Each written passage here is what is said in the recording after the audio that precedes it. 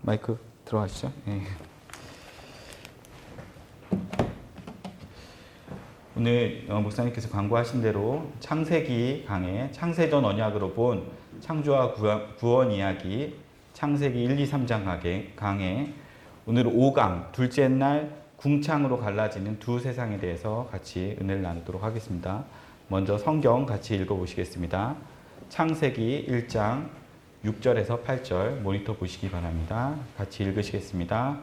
하나님이 가라사대 물 가운데 궁창이 있어 물과 물로 나뉘게 하리라 하시고 하나님이 궁창을 만드사 궁창 아래의 물과 궁창 위의 물로 나뉘게 하심에 그대로 되니라. 하나님이 궁창을 하늘이라 칭하시니라. 저녁이 되며 궁창이 되니 이는 둘째 날이니라. 아멘. 같이 기도하시겠습니다. 사랑의 하나님 아버지, 감사를 드립니다. 오늘도 계속해서 이어서 창세기에 주님께서 계시하신 구속사의 이야기를 같이 나누는 시간을 갖고자 합니다. 하나님, 종이 부족하오니 주님 은혜를 베풀어 주시고 담대하게 주님께서 말씀하시는 것들을 대언할 수 있도록 함께하여 주시옵소서. 감사하며 예수 그리스도의 이름으로 기도드렸습니다. 아멘. 만물이 주에게서 나오고 주로 말미암고 주께로 돌아가게 되어 있습니다. 이는 만물이 주의 뜻에 의하여 창조되었고 주를 위하여 존재하다가 주께로 돌아가게 되어 있다는 뜻입니다. 주님께서 왜 만물을 창조하셨습니까? 이는 창세전에 하신 언약을 이루기 위함입니다. 성경은 이를 증거해 주고 있습니다. 그래서 성경을 일컬어 언약의 책이라고 하는 것입니다. 두 언약이 있습니다. 옛 언약과 새 언약입니다. 이를 성경은 구약과 신약이라고 합니다. 구약을 그림자라 하고 신약을 실체라고 합니다. 옛 언약은 그릇이라고 한다면 새 언약은 내용과 같습니다. 두 언약은 율법과 은혜로 짝을 이루고 있습니다. 구약은 신약을 전제로 기록하였고 신약은 구약을 배경으로 기록하였습니다. 예수님께서 11조를 이러한 방식으로 말씀하셨습니다. 너희가 11조를 드리는데 의와 인과 신이 빠졌다고 합니다. 무슨 말인고 하니 11조라는 물질, 형식을 드리는데 그 속에 하나님께 대한 은혜와 감사와 사랑이 빠져 있다는 것입니다. 11조라는 형식, 물질은 구약이고 하나님께 대한 은혜와 사랑과 감사는 내용으로서 신약인 것입니다. 예수님은 이것도 행하고 저것도 버리지 말아야 한다고 하셨습니다. 즉 11조라는 형식과 내용을 함께 하라는 것입니다.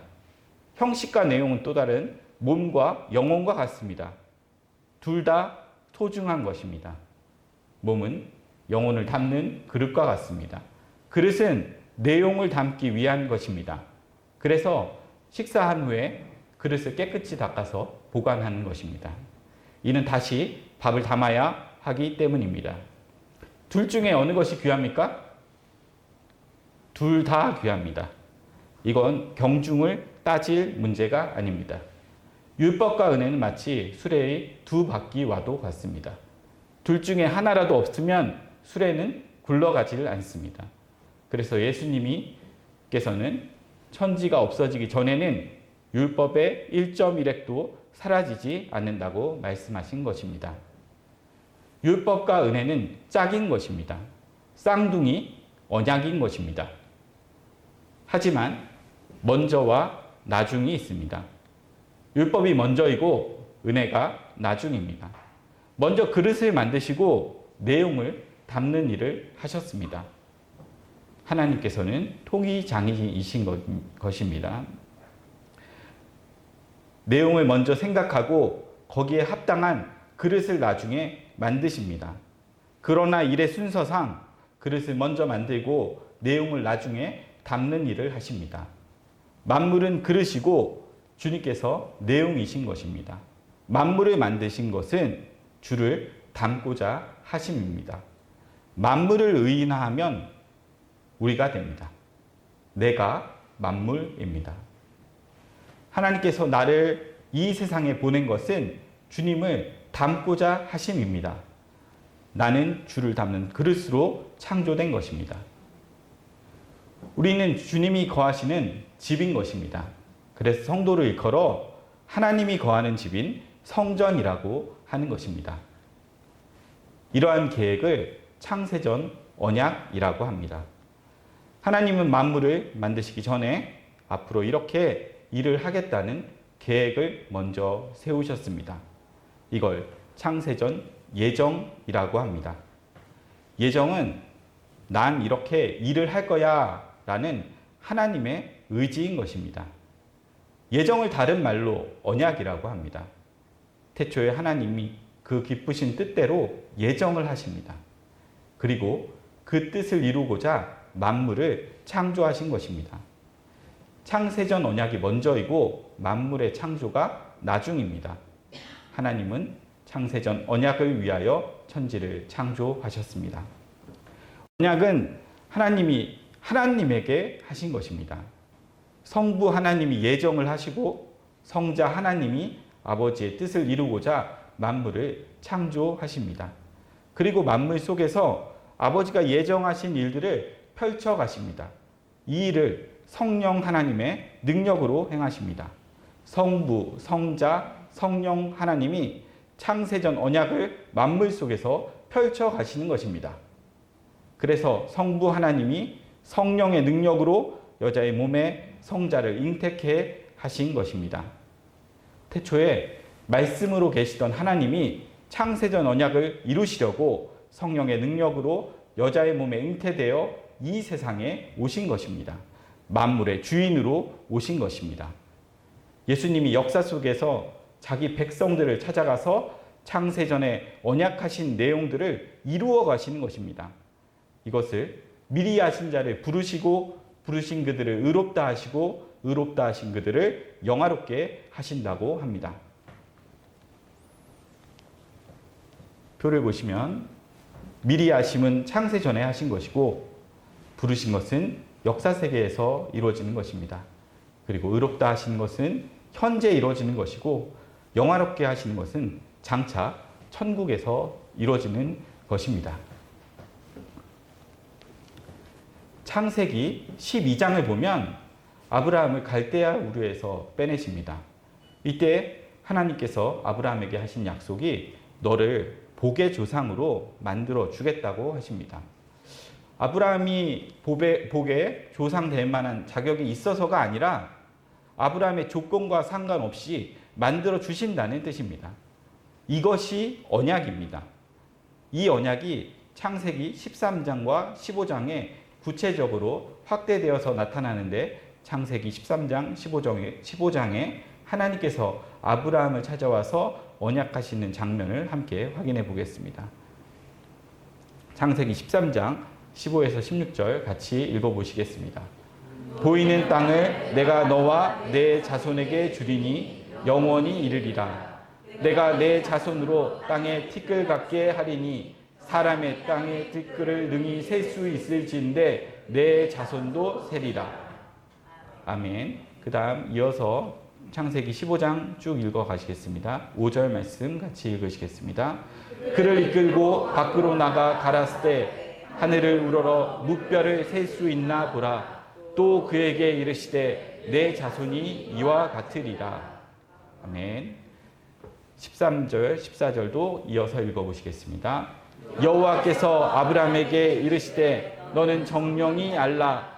내 자손이 이방에서 객이 되어 그들을 섬기겠고 그들은 400년 동안 내 자손을 괴롭게 하리니 그 섬기는 나라를 내가 징치할지며 그 후에 내 자손이 큰 재물을 이끌고 나오리라. 아멘. 하나님께서 아브라함과 언약을 맺으십니다. 언약의 내용은 땅과 후손에 관한 것입니다. 하나님께서 아브라함의 후손을 땅의 티끌같이 하늘의 별과 같이 많게 해준다는 것과 그 후손들이 이방에서 객으로 살다가 4대 만에 언약의 땅으로 돌아온다는 것입니다. 한마디로 버려지게 하셨다가 되찾으시겠다는 것입니다. 구원의 서정이 버려짐과 되찾음으로 진행되는 것입니다. 하나님은 아브라함을 찾아가서 언약을 체결하십니다. 그런데 그 방식이 아주 독특합니다. 언약을 체결하는 의식으로 쪼갠 고기 사이로 지나가게 되시는데, 그런데 그 쪼갠 고기 사이로 하나님만 지나가십니다. 이는 언약을 하나님이 홀로 지키신다는 뜻입니다. 하나님이 그의 희생으로 언약을 지켜 내겠다는 뜻입니다. 그래서 430년 후에 하나님께서 애굽에 있던 아브라함의 후손들을 어린 양의 피로 죽음의 재앙으로부터 구원해 내신 것입니다. 출애굽기 2장 23절에서 25절 말씀을 또한 같이 읽어보시겠습니다.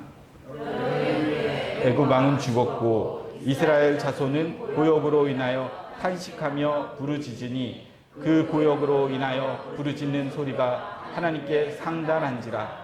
하나님이 그 고통 소리를 들으시고 아브라함과 이삭과 야곱에게 세운 그 언약을 기억하사 이스라엘 자손을 권념하셨더라. 아멘. 하나님께서 아브라함과 이삭과 야곱에게 하신 그 언약을 기억하사 그들을 권념하셨다고 합니다. 권념이란 지켜보다가 때가 되어서 간섭을 하신다는 뜻입니다. 우리의 구원도 마찬가지입니다. 하나님께서 창세 전에 우리의 이름을 어린 양의 생명책에 이미 농명해 놓으셨습니다. 그러나 이때 우리는 존재하지 않았습니다. 마치 아브라함과 함께 언약을 하실 때 이스라엘이 존재하지 않았던 것과 같습니다. 선 언약 후 존재가 되는 것입니다. 존재보다 언약이 앞섭니다. 그러므로 언약에 의한 구원이 이루어지게 되는 것입니다. 하나님의 아들들이 된 자들은 그의 나라에서 그의 은혜의 영광을 세세토록 찬미하는 것입니다. 창세전 언약이 뭡니까? 언약의 후손들을 예수 그리스도의 피로 죄사함을 받아 거룩함을 입는 것입니다. 하나님은 예수 그리스도의 피로 죄사함 받은 자들을 하나님의 아들로 삼습니다. 이 일을 누가 하느냐? 하나님께서 홀로 하십니다. 하나님이 주체가 되셔서 일을 하시는 것입니다. 그러므로 언약은 하나님이 나는 이렇게 일하겠다는 하나님의 의지인 것입니다. 쉬운 말로 하나님께서 하나님에게 약속하신 것입니다. 요한복음 1장 1절에 말씀이신 하나님과 하나님이신 하나님이 두 하나님으로 나타납니다. 말씀이신 하나님은 육신의 모양으로 오신 예수님이고 하나님이신 하나님은 아버지 하나님이신 것입니다. 창세전 언약을 이루시기 위하여 아버지 하나님이 그 아들을 육신의 모양으로 이 세상에 보내서 자기 백성들의 죄값을 위하여 대신 십자가에 죽임을 당하게 하시고 자기 백성들을 구원하신 것입니다. 이렇게 될 때 하나님께서 하나님에게 약속하신 것이 다 이루심이 됩니다. 결국 하나님이 언약하시고 홀로 그 언약을 이루신 것입니다. 이처럼 모든 언약은 하나님이 이루시는 것입니다. 피조물은 여기에 동원된 도구들입니다. 마치 제가 오늘 말씀을 전하는 도구로 부르심을 받은 것과 마찬가지입니다. 목사님 눈이 빨리 나으셔야 됩니다. 그래서 만물이 그를 위하여 창조되었고 그를 위하여 존재한다고 하는 것입니다. 하나님은 만물 속에서 언약을 이루고자 그 아들을 보내셨습니다. 그 아들이 육신을 입고 이 세상에 오셨습니다. 그것이 저희가 이전에 살펴본 창조의 첫째 날 빛의 오심으로 나타났습니다. 빛은 생명을 말합니다. 빛이 오자 이 세상의 본질이 죽음으로 드러나게 되었습니다. 죽음을 어둠으로 말해주고 있는 것입니다. 창세기 1장 2절에 땅이 어둠인 것입니다. 세상이 죽음에 가두어져 있는 것입니다. 이러한 곳에 예수님이 참 빛으로 오신 것입니다. 이를 첫째 날 빛이 있으라로 나타난 것입니다. 빛이 어둠에 비추었다고 합니다. 예수님을 참 빛이라고 하는 것은 예수님 앞에 모든 것이 어둠으로 드러나게 되기 때문입니다. 예수님 앞에 서면 세상이 말하는 생명은 생명이 아니고 죽음으로 드러납니다. 예수님 앞에 서면 세상이 말하는 진리는 진리가 아니고 비진리로 드러납니다. 예수님 앞에 서면 인간의 의는 의가 아니고 불의로 드러나게 됩니다. 예수님 앞에 서면 인간은 죽은 자로 드러나게 됩니다. 예수님만이 생명이고 예수님만이 진리이고 예수님만이 의이고 예수님만이 산 자입니다. 예수님만이 빛이고 인간은 어둠인 것입니다. 어둠이란 생명을 알아보지 못하는 소경이라는 뜻입니다. 요한복음 1장 3절에서 5절 말씀을 같이 읽어보시겠습니다. 만물이 그로 말미암아 지은 바 되었으니 지은 것이 하나도 그가 없이는 된 것이 없느니라. 그 안에 생명이 있었으니 이 생명은 사람들의 빛이라. 빛이 어두움에 비치되 어두움이 깨닫지 못하더라. 아멘. 만물이 그로 말미암아 지은 바 되었습니다. 그런데 만물이 그를 알아보지 못합니다. 이것이 빛이 어두움에 비치어도 어둠이 깨닫지 못하는 것입니다. 이는 어둠이 빛을 알아보지 못한다는 뜻입니다. 왜 그렇습니까? 빛에 대하여 죽어있기 때문입니다. 예수님이 오신 것은 죽은 자에게 생명을 주시기 위함입니다. 그래서 빛이신 예수님 속에 하나님의 생명이 있었다고 증거해주고 있는 것입니다. 예수님이 하나님의 생명으로 오신 것은 창세전에 어린 양의 생명책에 num명된 자기 백성들에게 하나님의 생명을 주시기 위함입니다. 예수님으로부터 부르심을 입은 자들이 살아가는 곳을 낮이라고 하고 부르심을 입지 못한 자들이 살아가는 곳을 밤이라고 합니다. 이 세상은 죄 아래에 가두어져 있는 것입니다. 어둠입니다. 예수님이 오시기 전에는 우린 모두가 어둠에 속하여 있었습니다. 우린 모두 죄 아래서 태어난 본질상 진노의 자식이었던 것입니다. 그런데 애굽에 있는 자들이 다 애굽 사람이 아니고 그 속에 아브라함의 후손들이 있었듯이 어둠 속에 빛의 아들들이 있는 것입니다. 우린 전혀 모르고 살았었습니다. 그런데 예수님께서 오시자 빛에 속한 자와 어둠에 속한 자로 분리가 되는 것입니다. 이를 심판이라고 합니다. 빛에 속한 자들이 살아가는 곳을 낮이라고 하고 어둠에 속한 자들이 살아가는 곳을 밤이라고 합니다. 빛의 아들들이 살아가는 낮을 하늘이라고 하고 어둠의 아들들이 살아가는 밤을 땅이라고 합니다. 이 모두가 예수님이 오심으로 일어나게 되었습니다.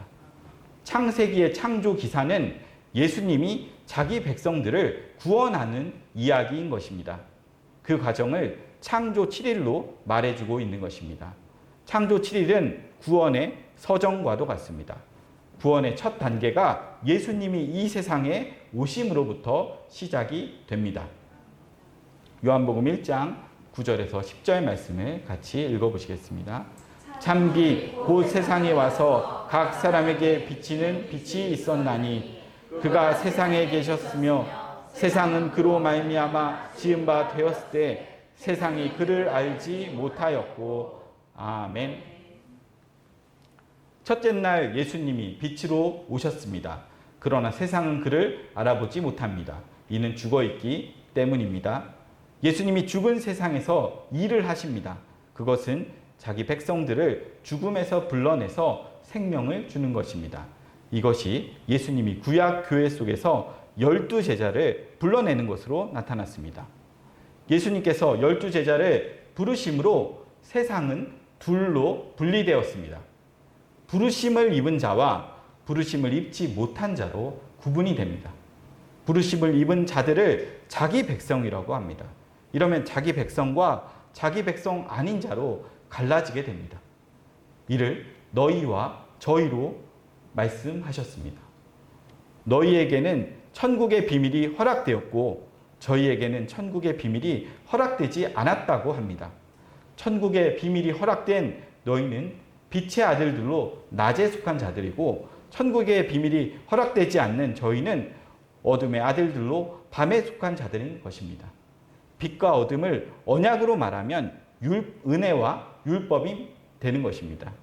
율법은 죄와 사망의 법이고 은혜는 의와 생명의 법입니다. 율법 아래에 있는 자는 어둠에 있는 것입니다.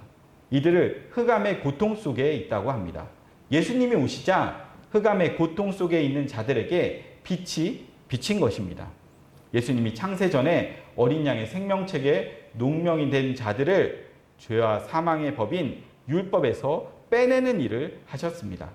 그것이 오늘 살펴보는 십자가 사건입니다. 예수님이 자기 백성들의 죄값을 자신의 죽음으로 대신 치루어 주신 것입니다. 이를 대속이라고 합니다. 예수님이 십자가를 지심으로 두 민족이 갈라지게 되었습니다. 이를 예수님의 십자가를 중심으로 두 강도가 나뉘어지는 것으로 보여주셨습니다. 둘 다 강도입니다. 그런데 한 강도는 낙원으로 갔고 한 강도는 지옥으로 갔습니다.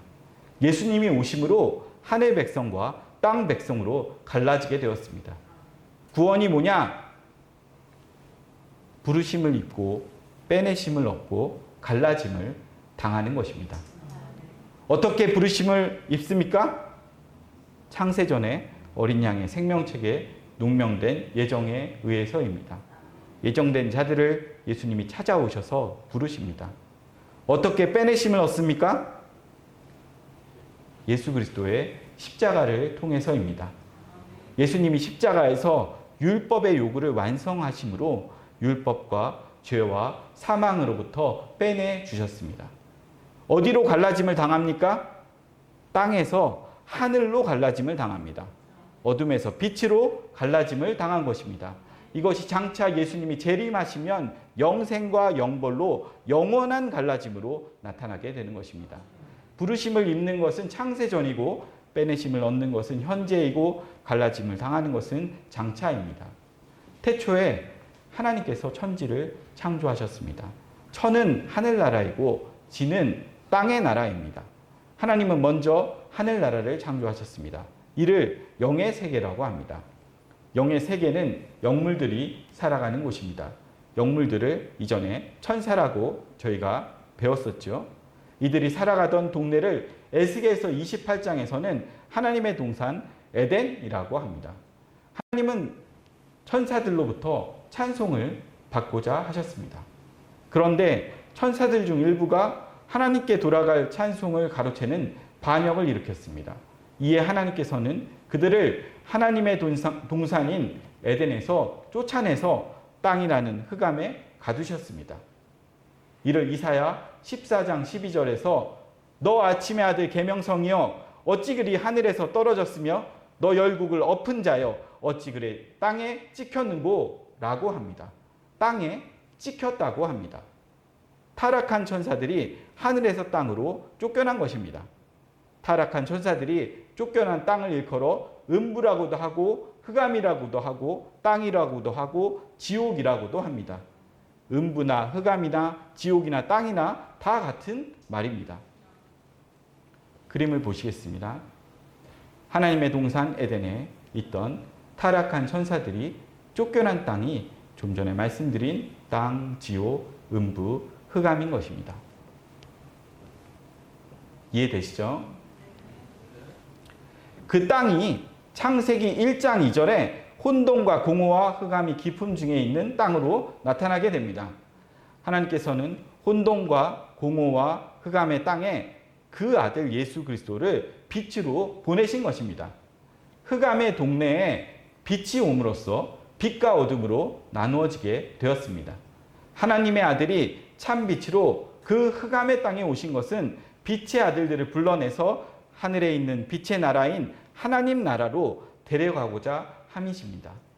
창세전 언약을 보면 하나님의 아들의 죽음으로 자기 백성들이 죄사함을 받아 하나님의 아들들이 되는 것으로 되어 있습니다.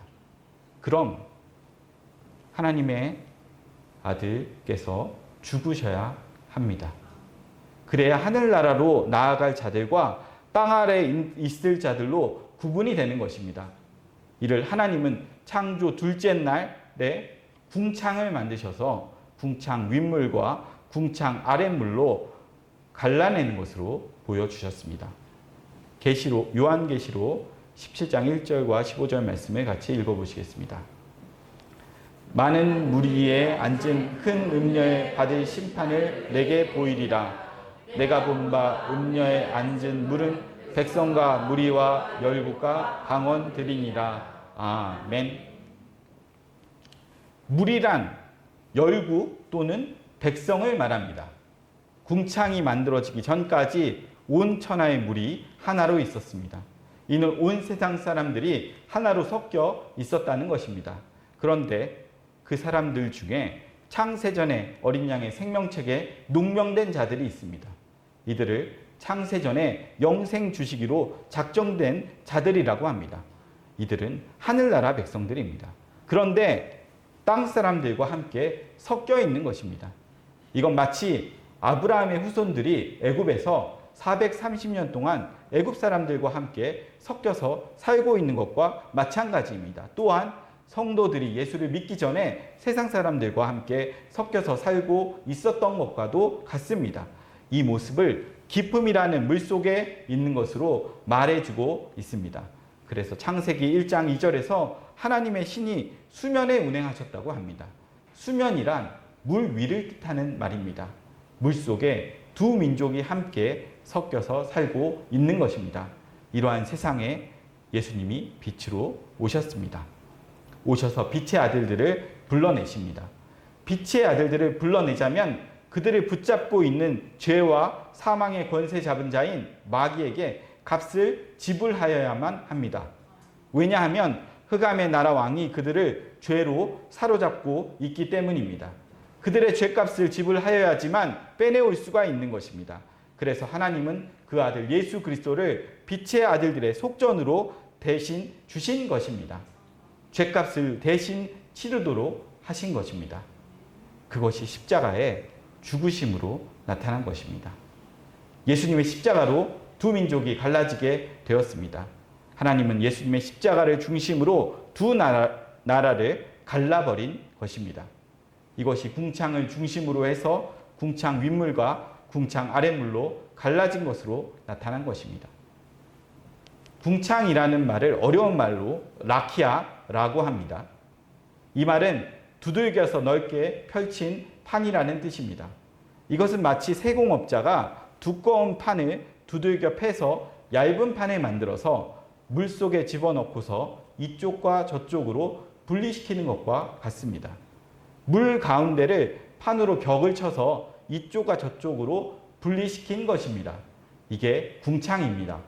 하나님이 두 민족을 갈라내기 위해서 십자가라는 궁창을 만드신 것입니다. 예수님의 십자가로 하늘과 땅을 분리시킨 것입니다. 하나님은 궁창을 하늘이라고 칭하십니다. 이 말은 더 어려운 말로 라키아 샤마인이라고 하는데 이는 이 궁창이 바로 하늘이라는 뜻입니다. 의인화하여서 의역을 하면 그 궁창이 바로 하늘에서 오신 사람이라는 뜻입니다. 하늘을 의인화하면 예수님이 되는 것입니다. 이렇게 되면 하나님이 하늘이신 예수님을 십자가에서 두들겨 패서 하늘 백성과 땅 백성을 분리시키는 일을 하신 것입니다. 이것이 예수님의 십자가를 중심으로 두 강도가 하나는 구원받아 하늘나라로 나아가고 다른 하나는 지옥 간 것으로 나타난 것입니다. 예수님은 십자가에서 자기 백성들을 대신하여서 하나님으로부터 두들겨 맞으신 것입니다. 하나님께서 자기 백성들의 죄값을 예수님에게 물으신 것입니다. 이를 그가 대신 맞아 주어서 우리가 속함을 잊게 된 것이라고 합니다. 이사야 53장 4절에서 6절 말씀을 같이 읽어보시겠습니다. 그는 실로 우리의 질고를 지고 우리의 슬픔을 당하였거늘 우리는 생각하기를 그는 징벌을 받아서 하나님에게 맞으며 고난을 당한다 하였노라. 그가 찔림은 우리의 헌음을 인함이요 그가 상함은 우리의 죄악을 인함이라. 그가 징계를 받음으로 우리가 평화를 누리고 그가 채찍에 맞음으로 우리가 나음을 입었도다. 우리는 다 양 같아서 그릇 행하여 각기 제 길로 갔거늘 여호와께서는 우리 무리의 죄악을 그에게 담당시키셨도다. 아멘. 여기서 그는 하나님의 종을 말합니다. 하나님이 보내신 자를 말합니다. 하나님이 자기 백성들을 위하여 대신 죽어줄 자를 보내신 것입니다. 이를 여호와의 종이라고 합니다. 그가 바로 예수님입니다. 6절을 보면 그가 징벌을 받아서 하나님에게 맞으며 고난당하였다고 합니다. 하나님이 예수님을 두들겨 팬 것입니다. 이것은 궁창이라는 라키아라는 말과 같습니다. 하나님이 우리의 죄악을 그에게 담당시키셨습니다. 그가 징계를 받음으로 우리가 평화를 얻게 되었고 그가 채찍에 맞음으로 우리가 나음을 입은 것입니다. 이 모습은 예수님이 십자가를 지시고 당하신 고난을 말합니다. 예수님은 채찍에 맞으셨습니다. 가시관을 쓰셨습니다. 십자가에 못 박히셨습니다. 우리가 받아야 할 징벌을 예수님이 대신 받으신 것입니다. 하나님이 그렇게 하신 것입니다. 세례 요한이 이 사실을 알고 있었습니다. 그래서 세례 요한은 예수님을 일컬어 보라 세상 죄를 지고 가는 하나님의 어린 양이라고 자기 백성들에게 알린 것입니다. 예수님은 자기 백성들의 죄를 지고 하나님에게 두들겨 맞기 위하여 오신 것입니다. 히브리서 10장 1절에서 10절 말씀을 같이 읽어주시는데 저를 돕는 의미로 크게 읽어주시기 바랍니다. 율법은 장사오는 좋은 일을 행자여 참 형상이 아니므로 해마다 늘 드리는 바 같은 제사로는 나오는 자들을 언제든지 온전케 할 수 없느니라. 그렇지 않으면 섬기는 자들이 단번에 정결되게 되어 다시 죄를 깨닫는 일이 없으리니 어찌 드리는 일을 그치지 아니하였으리요. 그러나 이 제사들은 해마다 죄를 생각하게 하는 것이 있나니 이는 황소와 염소의 피가 이미 죄를 없이 하지 못함이라. 그러므로 세상에 임하실 때 가랐을 때 하나님이 제사와 예물을 원치 아니하시고 오직 나를 위하여 한 몸을 예비하셨도다. 전체로 번제함과 속죄제는 기뻐하지 아니하시나니 이에 내가 말하기를 하나님이여 보시옵소서. 두루마리 책에 나를 가리켜 기록한 것과 같이 하나님의 뜻을 행하러 왔나이다 하시니라. 위에 말씀하시기를 제사와 예물과 전체로 번제함과 속죄제는 원치도 아니하시고 기뻐하지도 아니하신다 하셨고 이는 다 율법을 따라 드리는 것이라. 그 후에 말씀하시기를 보시옵소서. 내가 하나님의 뜻을 행하러 왔나이다 하셨으니 그 첫 것을 폐하심은 둘째 것을 세우려 하심이니라. 이 뜻을 쫓아 예수 그리스도의 몸을 단번에 들이심으로 말미암아 우리가 거룩함을 얻었노라. 아멘. 예수님께서 세상에 오신 것은 짐승의 제사를 완성하고자 하심입니다. 예수님이 오시기 전까지는 짐승의 제사를 지냈습니다. 짐승의 제사는 죄를 없이 하는 제사가 아니고 죄를 깨닫게 해주는 제사입니다. 하나님께서 창세전에 언약하실 때 예수 그리스도의 피로 자기 백성들의 죄를 사해 주신다고 하셨습니다. 이 사실을 구약에서는 짐승의 제사를 통해서 예표적으로 알려주신 것입니다. 구약의 백성들은 짐승의 제사를 드리면서 이 제사는 실제가 아니고 예표적인 것이야. 장차 이 짐승의 실체로 하나님이 보내시는 한 사람이 오실 것이야 라고 기다려야 했습니다. 그것이 짐승으로 드려지는 제사의 의미였습니다. 때가 참에 예수님께서 오셨습니다. 히브리서 10장 7절 말씀 다시 읽어보시겠습니다. 이에 내가 말하기를 하나님이여 보시옵소서. 두루마리 책에 나를 가리켜 기록한 것과 같이 하나님의 뜻을 행하러 왔나이다. 아멘. 예수님이 아버지 앞에 고합니다. 아버지여, 창세전에 아버지와 약속하신 것을 이루고자 이렇게 몸을 입고 왔습니다. 이제는 짐승의 제사를 끝내고 창세전에 약속하신 대로 영생 주시기로 작정되어 어린 양의 생명책에 농명된 자기 백성들의 죄를 위하여 내 한 몸을 제물로 드리겠습니다 라고 합니다. 비로소 자기 백성들의 죄가 사해지고 거룩함을 입게 된 것입니다. 여기서 눈여겨보아야 할 대목이 하나님은 애초부터 한 몸을 예비하셨다는 것입니다. 자기 백성들의 죄값을 대신 짊어지고 죽어야 할 제물은 하나님이 준비한 한 몸인 것입니다. 이를 여호와 이레의 제물이라고 합니다. 여호와 이레 제물이란 하나님이 친히 제물을 준비하신다는 뜻입니다. 하나님은 창세 전에 하나님께서 친히 준비한 제물들에게 자기 백성들의 죄값을 대신 묻겠다고 작정하신 것입니다. 그 제물이 바로 예수라는 한 몸인 것입니다. 하나님께서 예수님을 십자가에 매다신 것입니다. 예수님은 자기 백성들의 죄값을 짊어지고 십자가에서 온몸으로 하나님께서 퍼부은 진노를 고스란히 다 받아내신 것입니다. 이것이 바로 라키아, 즉 두물을 나누기 위하여 두들겨 패서 만든 판이라는 궁창인 것입니다. 예수님의 죽음은 자기 백성들의 죄를 대신 담당하신 죽음입니다. 이로 인하여 두 민족이 갈라지게 되었습니다.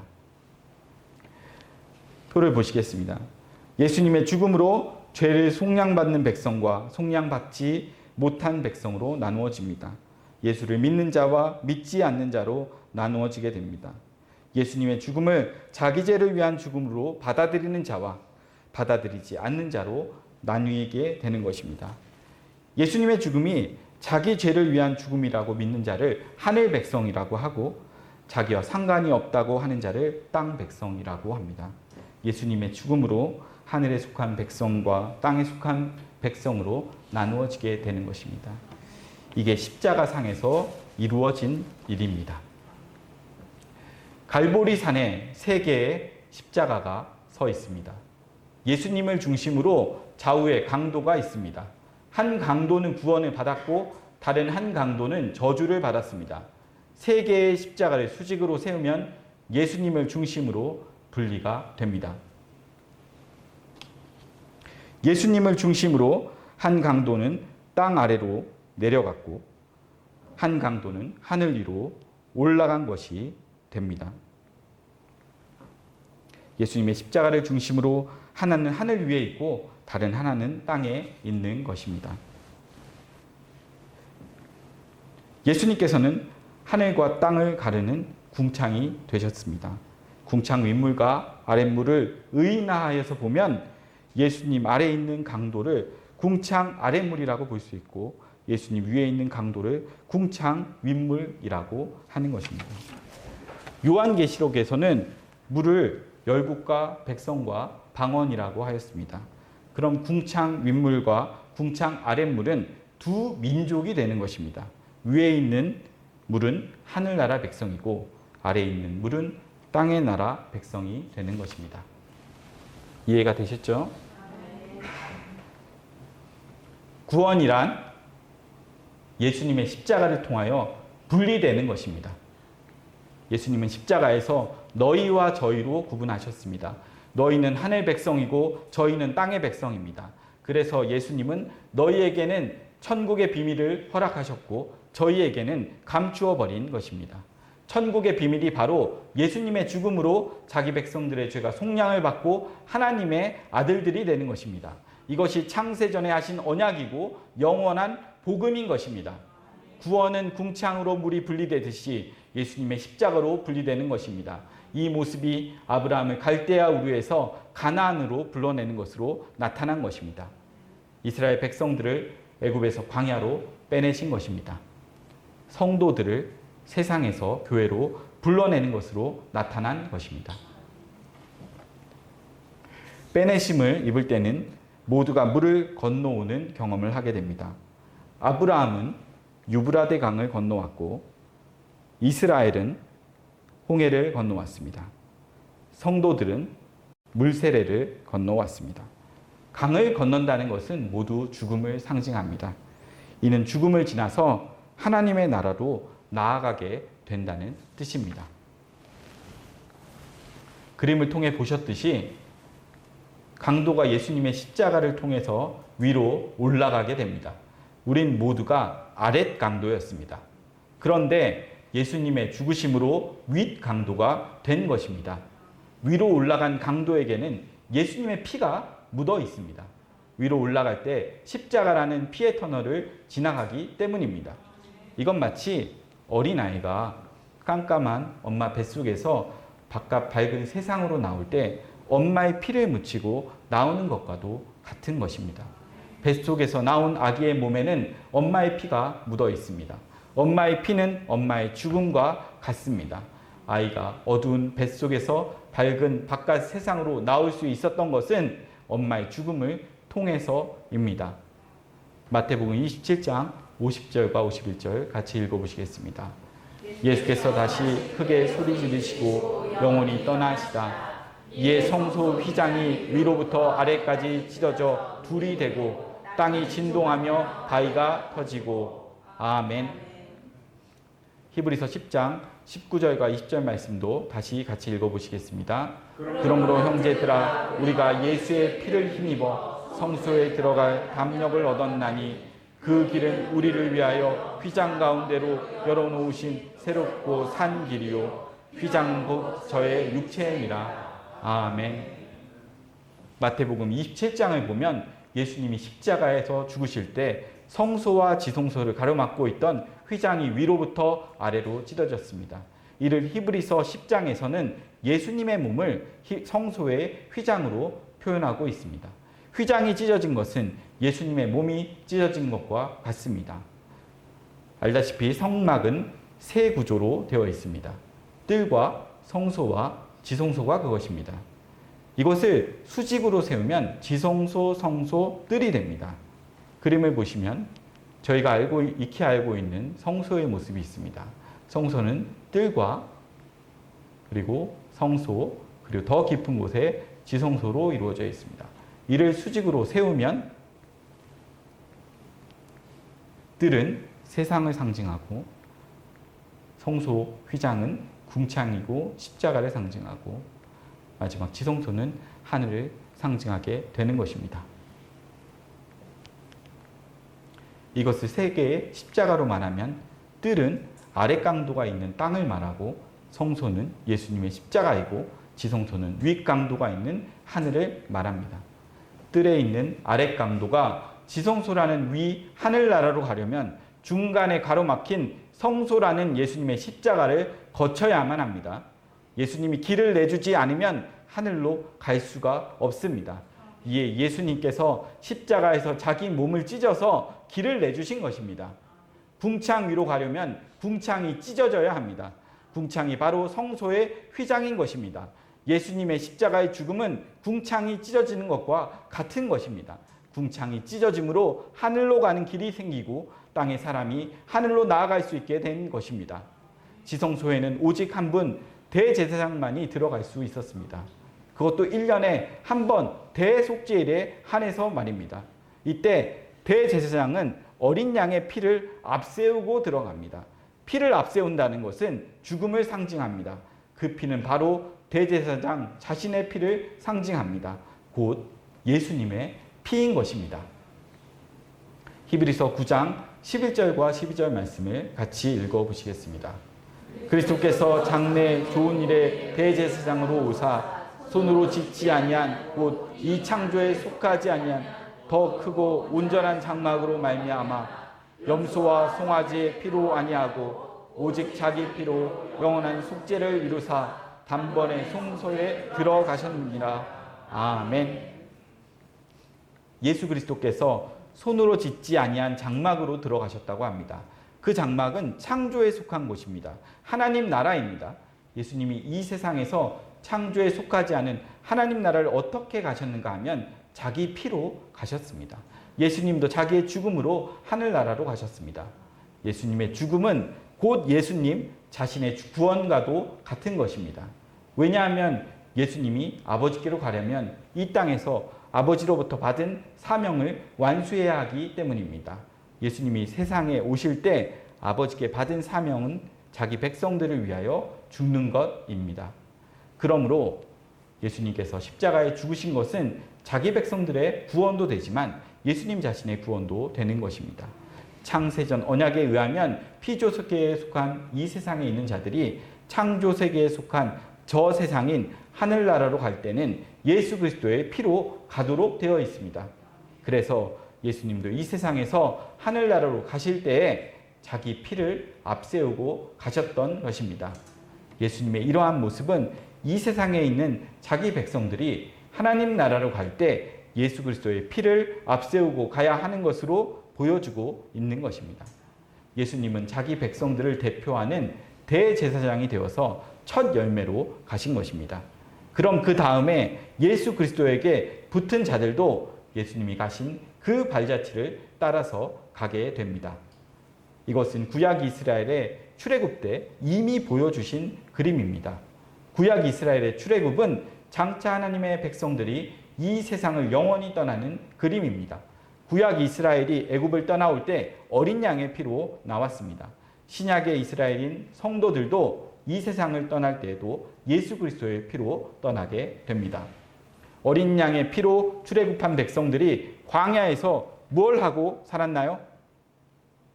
하나님의 말씀을 받고 제사 지내는 삶을 살았습니다. 하나님은 어린 양의 피를 바르고 출애굽한 백성들에게 십계명을 주셨습니다. 십계명을 확대하면 율법이고 율법을 확대하면 모든 성경입니다. 이를 역순으로 말하면 모든 성경이 율법이고 율법이 십계명인 것입니다. 하나님께서 십계명을 주신 것은 그들의 죄를 고발하고자 함이십니다. 죄를 고발하는 이유는 그들의 죄 때문에 죽은 흠없는 제물의 희생을 알려주고자 하심입니다. 백성들은 십계명으로 죄를 고발당하고 흠없는 제물의 죽음으로 용서함을 받게 되는 것입니다. 이 사실을 아침 저녁으로 드려지는 상번제를 통해 알려주시는 것입니다. 거룩하신 하나님 앞에서 죄인은 반드시 죽어야 합니다. 이는 자기 백성이라 할지라도 동일합니다. 왜냐하면 죄를 두면 하나님의 거룩성에 손상이 가기 때문입니다. 그럼 죄 아래서 태어난 자기 백성들을 어떻게 거룩해 할까요? 그것이 죄인을 대신하여서 흠없는 제물이 죽는 것입니다. 제물도 하나님이 정한 제물이어야 합니다. 제물은 자기 백성들을 대신하여서 죽임을 당하는 것입니다. 이는 하나님께서 자기 백성들의 죄를 흠없는 제물에게 전가하셨기 때문입니다. 백성들은 제사를 지내면서 자신의 죽음을 인지하여야 합니다. 내가 사는 것은 흠없는 제물의 희생 때문이라는 것을 알아야만 하는 것입니다. 그것이 광야에서의 신앙생활입니다. 광야 길을 걷게 하신 것은 어린 양의 정신을 그들 몸에 새기고자 하심입니다. 신앙생활이란 하나님께서 내가 죽어야 하는 자리에 흠없는 제물을 대신 죽이셨다는 것을 깨닫고 내가 사는 것은 흠없는 제물의 희생 때문임을 알고 범사에 감사하고 그 은혜의 영광을 찬미하며 살아가는 것입니다. 이를 예배라고 합니다.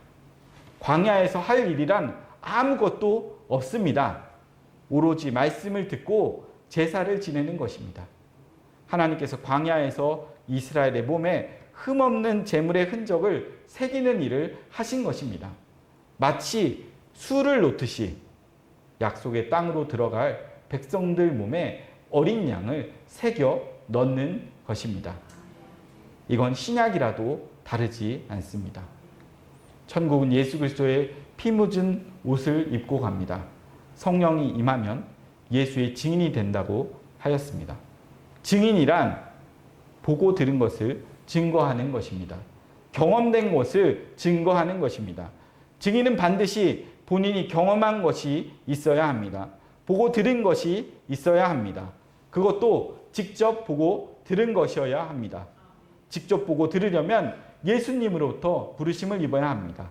예수님은 자신이 부르신 자들에게 자신이 십자가에서 죽는 이유를 알려주셨습니다. 이를 최후의 만찬 때 떡과 포도주를 주시면서 경험토로 하셨습니다.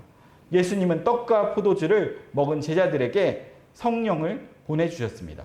성령이 임하자 제자들은 예수님의 십자가 도를 증거하기 시작합니다. 예수님의 증인으로 살아가게 된 것입니다. 지금도 마찬가지입니다. 예수님의 십자가는 이론으로 알아지는 것이 아닙니다. 경험하는 것입니다. 율법 아래서 종노릇하다가 빼내심을 입은 경험을 가지셔야만 합니다. 하나님의 말씀 앞에서 자신의 죄를 깨달아야 합니다. 인간에게는 하나님의 의가 나올 수 없다는 것을 철저하게 깨달아야 합니다. 그리하여 예수 그리스도의 의가 아니면 안 된다는 것을 알아야 하는 것입니다. 우리는 죽음 앞에 서면 베드로처럼 예수님은 부인하고 저주하는 자들입니다. 예수님을 사랑할 수 없는 자라는 것을 깨달아야 합니다. 그리하여 하나님의 용서하심의 은혜가 아니면 하나님 앞에 설 수 없음을 알아야 합니다. 예수 그리스도의 피 흘리심으로 의롭게 되었다는 것을 알아야 하는 것입니다. 관념이 아니고 실제여야 합니다. 그리하여 내가 자랑하는 것은 오직 예수 그리스도의 십자가뿐이어야 하는 것입니다. 알다시피 모든 인간은 죄 아래서 난 죄인입니다. 하나님 나라는 거룩한 나라로서 죄인은 들어갈 수가 없습니다. 하나님 나라에 들어가려면 하나님이 인정하는 의가 있어야 합니다. 그런데 그 의는 인간들 쪽에서 만들어낼 수가 없습니다. 하나님 나라의 의는 하늘로부터 주어져야 합니다. 그래서 하나님은 그 아들을 이 세상에 보내신 것입니다. 자기 백성들에게 하나님 나라에 들어갈 수 있는 의를 주고자 함입니다. 그것이 예수님이 십자가에서 자기 백성들의 죄를 대신 담당해서 죽어주신 것입니다. 예수님이 죄를 대신 담당해 준 사람만이 그 나라에 들어갈 의를 얻게 됩니다. 하나님은 자기 백성들에게 이 사실을 믿어지게 하시려고 성령을 보내주신 것입니다. 성령이 오셔서 자기 백성들 속에서 예수 그리스도의 의를 힘입고 하나님께 나아가라고 합니다. 이를 신령과 진정으로 드리는 예배라고 합니다. 하나님은 이러한 자를 찾으십니다.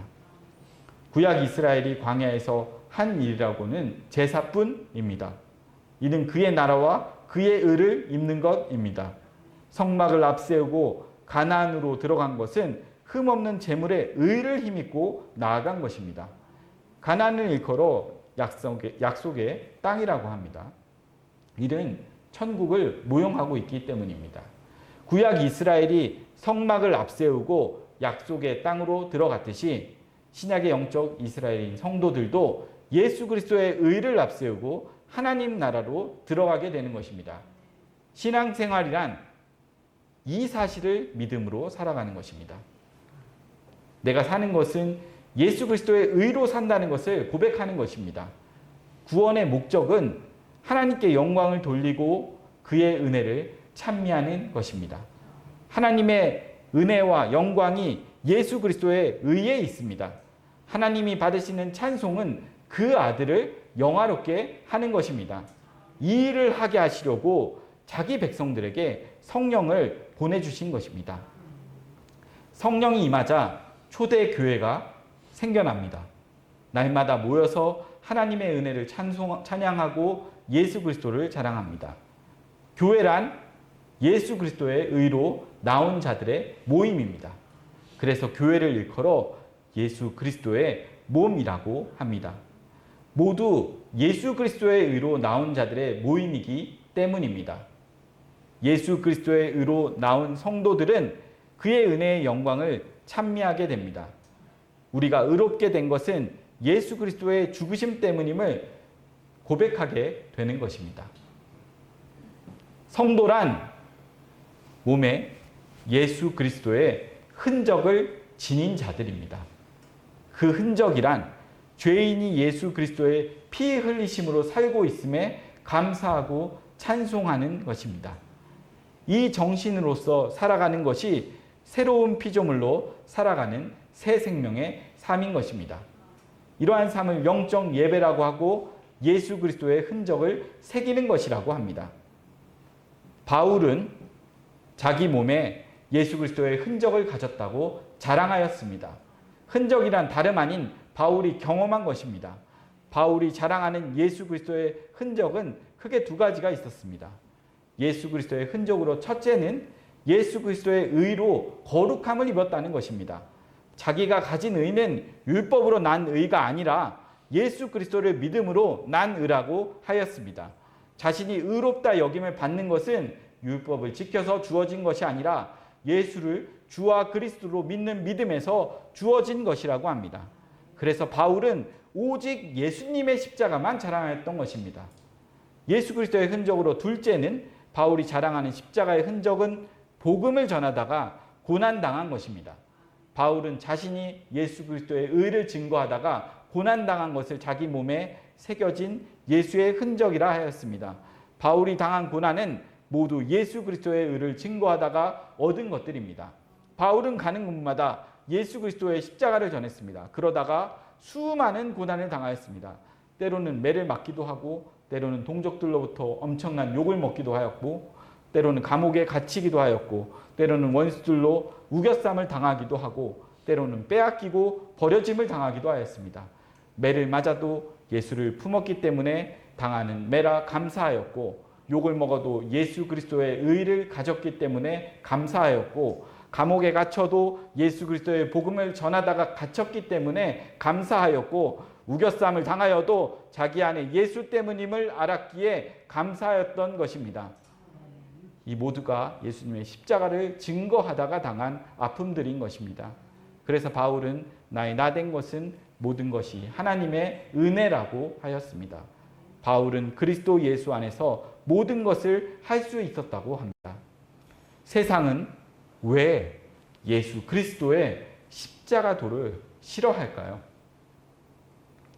이는 예수 그리스도의 십자가 도에는 인간의 의가 없기 때문입니다. 인간의 자랑거리가 없기 때문입니다. 예수님의 십자가가 인간을 죄인으로 고발하기 때문입니다. 나를 부정하기 때문입니다. 인간의 자존감을 완전히 뭉개버리기 때문입니다. 인간은 자존감으로 살아가는 자들입니다. 자기 잘남을 자랑거리로 살아가는 것이 인간입니다. 인간의 자랑거리는 인간들이 정한 규범에서 나옵니다. 이를 인간의 의라고 합니다. 인간의 의는 행함에서 나옵니다. 이 행함을 윤리, 도덕이라고 합니다. 이 세상은 윤리, 도덕을 잘 지킨 자를 의인이라고 합니다. 인간들에게 있어 윤리, 도덕은 인간들로 하여금 힘을 주고 자랑거리를 줍니다. 그런데 예수님의 십자가 도는 인간의 윤리, 도덕을 의로 인정하지 않습니다. 배설물로 여깁니다. 십자가 도는 윤리, 도덕을 지킨 자나 안 지킨 자나 동등하게 봅니다. 이는 둘 다 죄 아래서 난 죄인이기 때문입니다. 그래서 예수님은 율법을 지킨 바리새인이나 율법을 지키지 않은 세리와 창기들을 동등하게 죄인이라고 하였던 것입니다. 여기에 율법 지킴을 의라고 여기던 바리새인들이 화를 내는 것입니다. 왜 자기들과 세리와 창기들을 동등하게 취급하느냐며 예수를 죽여버린 것입니다. 바리새인들은 예수님이 오시기 전에는 율법 지킴을 의로 삼았습니다. 그 의가 힘이 되어서 백성들로부터 선생 대접을 받았습니다. 백성들 위해서 군림하였습니다. 그런데 예수님의 십자가가 율법의 의로 선생 노릇하고 대접받고 산 것을 강도짓한 것이라고 고발하고 있는 것입니다. 그러니 화가 나는 것입니다. 화가 나면 죽여야죠. 지금도 십자가는 인간들을 화나게 합니다. 인간의 가치를 뭉개버리기 때문입니다. 하나님의 말씀을 몇 자락 지킨 것을 가지고 성화하였다고 자랑하는 자들에게는 인간의 의를 부정하는 예수 그리스도의 십자가 도는 치워버리고 싶은 걸림돌인 것입니다. 인간의 행함을 근본으로 하는 율법의 의는 서열을 주고 우열을 줍니다. 많이 지킨 자와 적게 지킨 자 간에는 서열이 정해집니다. 많이 지킨 자는 상석에 앉고 적게 지킨 자는 말석에 앉습니다. 인간은 두 사람만 모여도 서열을 짓습니다. 이는 선악의 법이 그 안에서 작동을 하기 때문입니다. 선악의 법은 인간의 행함을 기초로 작동하기 때문에 인간들은 본능적으로 자기 행함으로 의와 불의로 구분하게 되는 것입니다. 바리새인들이 그렇게 살았습니다. 그런데 예수님이 오셔서 이러한 법질서를 완전히 깨트려 버린 것입니다.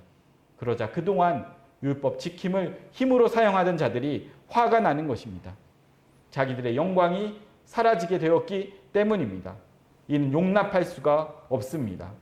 그래서 예수 그리스도의 십자가 도를 전하는 자들을 핍박하게 되는 것입니다.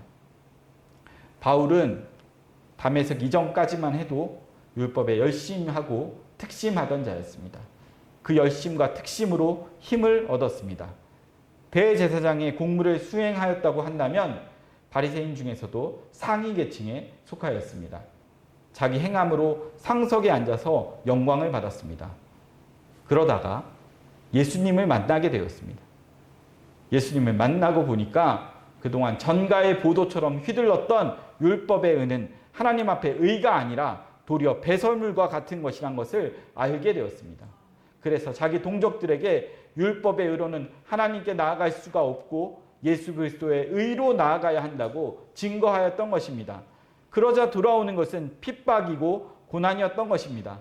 하지만 바울은 예수 그리스도의 십자가 도를 증거하다가 당한 아픔들을 자랑하였습니다. 이런 고난과 아픔은 성도의 영광이라고 하였습니다. 예수님의 십자가는 새로운 법을 주셨습니다. 모든 인간들을 동일한 울타리 안으로 몰아넣은 것입니다.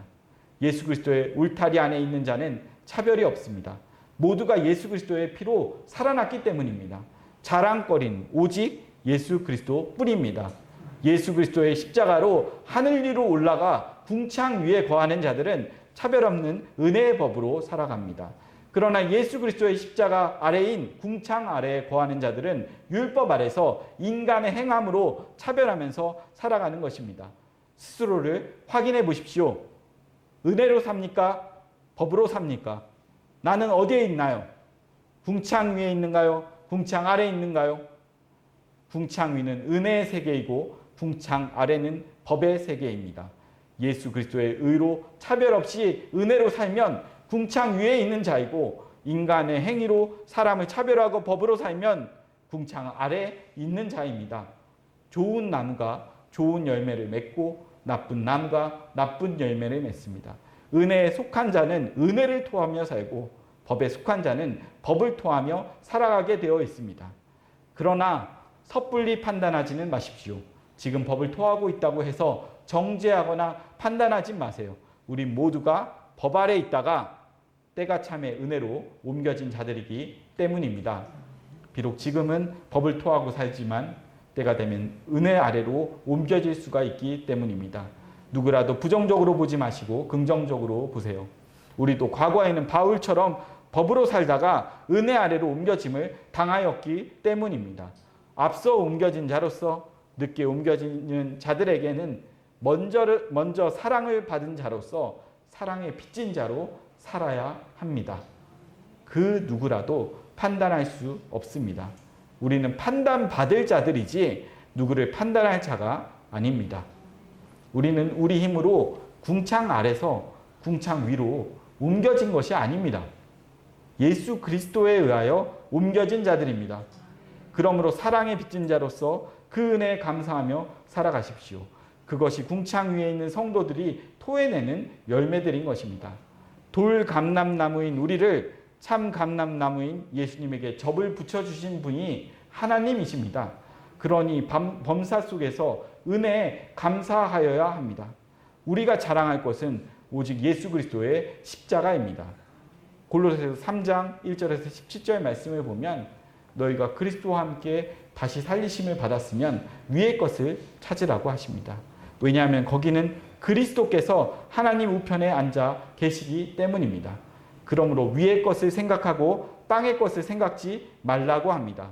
궁창 위에서 세상을 바라보십시오. 그럼 모든 것을 가진 자라는 것을 알 수가 있을 것입니다. 그럼 아무것도 없는 자 같으나 모든 것을 가진 자라는 바울의 고백이 나의 고백이 될 것입니다. 하나님의 사랑을 입은 자처럼 살라고 합니다. 긍휼과 자비와 겸손과 온유와 오래 참음을 옷 입었으니 누가 네게 혐의가 있거든 서로 용납하라고 합니다. 용서받았으니 용서하라고 합니다. 이긴 자로서 넉넉함으로 사세요. 조급해하지도 마시고 여유 있게 사세요. 머물러 있는 것은 없습니다. 다 지나가는 것입니다. 고린도전서 7장 29절에서 31절 말씀을 같이 읽어보시겠습니다. 내가 이 말을 하노니 때가 단축하여진 고로 이후부터 안에 있는 자들은 없는 자 같이 하며 우는 자들은 울지 않는 자 같이 하며 기쁜 자들은 기쁘지 않은 자 같이 하며 매매하는 자들은 없는 자 같이 하며 아멘. 31절 세상 물건을 쓰는 자들은 다 쓰지 못하는 자 같이 하라. 이 세상의 형적은 다 나갑니다. 아멘. 부함도 지나가고 가난도 지나가는 것들입니다. 흥함도 지나가고 패함도 지나가는 것들입니다. 지금 있다고 자랑치도 말고 지금 없다고 낙심치도 마십시오. 가진 자는 없는 자처럼 살고 없는 자는 가진 자처럼 사십시오. 궁창 위에서 궁창 아래를 바라보면 가진 자나 안 가진 자나 별반 다르지 않습니다. 큰 자나 키가 작은 자나 차이가 없습니다. 그러니 궁창 위의 가치관으로 세상을 이겨내시길 바랍니다. 주님이 곧 오십니다. 그 소망으로 살아가시길 주의 이름으로 축원합니다. 하나님 아버지 감사합니다. 우매한 저희들에게 오늘 창세기의 말씀을 궁창의 의미, 진정한 의미를 풀어주심을 감사드립니다. 이 궁창의 본질이신 예수 그리스도를 그 십자가를 기억하면서 은혜에 감사하며 살아가는 저희 모두가 될 수 있도록 은혜를 베풀어 주시옵소서. 감사하며 예수님의 이름으로 기도드렸습니다. 아멘.